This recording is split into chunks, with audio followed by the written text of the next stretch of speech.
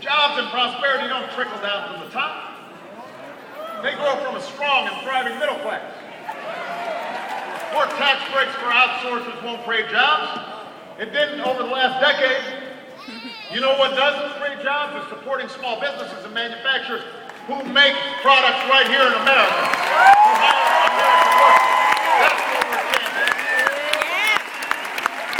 That's why we need to stop rewarding companies that ship jobs overseas. Start rewarding companies that create jobs right here in Miami, right here in Florida, right here in the United States. That's the choice we're making.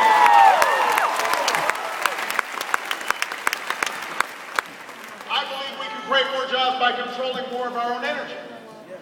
You know, after 30 years of inaction, we raised fuel standards so that by the middle of the next decade, your cars and trucks will go twice as far on a gallon of gas.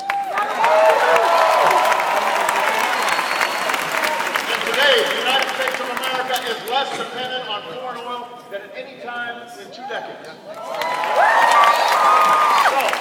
now you've got a choice. My plan would cut our oil imports in half and invest in the clean energy, creating thousands of jobs all across America right now. Not just oil and natural gas, but wind, solar, clean coal technology, fuel-efficient cars, and long-lasting batteries.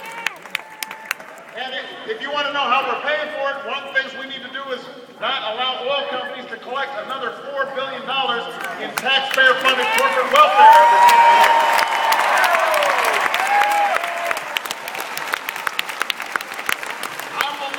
China or anybody else win the race for clean energy technology. I want to see that technology develop right here in Florida, right here in the United States of America, creating jobs right here.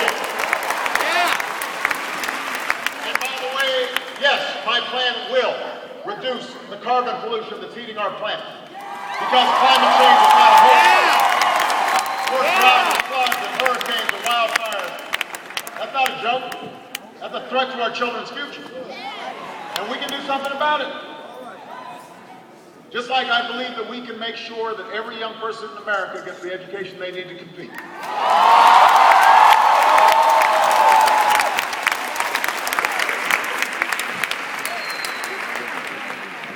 Education is the only reason that I'm standing here today. Education is the gateway to a middle-class life. And now you've got a choice. Governor Romney says hiring more teachers won't grow the economy over the next 4 years. That's not the role of teachers. What about our kids over the next 4 years? What about our economy over the next 40 years? We cannot gut education to pay for $5 trillion tax cuts. We need to recruit 100,000 new math and science teachers and provide 2 million workers who have new study community colleges and lower tuition costs for our young people. That's what we're saying.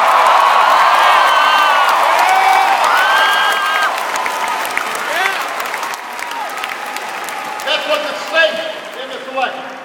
That's what grows our economy. That's what we can do together. And that's what you can choose for America. I love you back.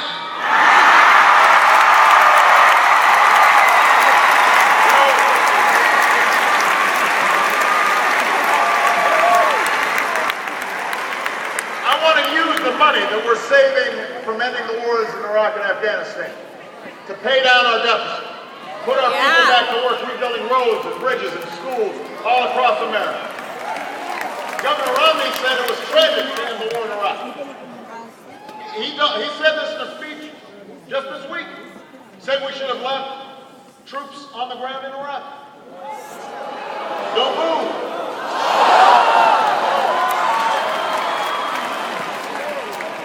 I think bringing our troops home to their families was the right thing to do. And every brave American who wears the uniform of this country should know, as long as I'm your commander-in-chief, we will sustain the strongest military the world's ever known. And when our troops take off their uniforms, we will serve them as well as they've served us, because nobody who stands for this country should have to fight for a job or a roof over their heads when they come home.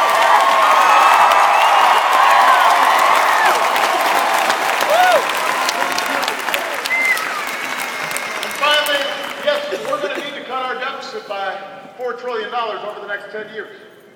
And I've already worked with Republicans and Democrats to cut $1 trillion in spending. I'm ready to do more. But we're not going to be able to get it done unless we also ask the wealthiest households to pay higher taxes on their incomes over $250,000. The same rate we had when Bill Clinton was president, and our economy created nearly 23 million new jobs. That's what we need to do.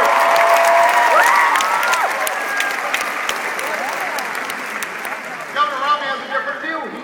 He said just a couple weeks ago that it's fair that he pays a lower tax rate than a teacher who's making $50,000 a year. Don't do it. He's wrong.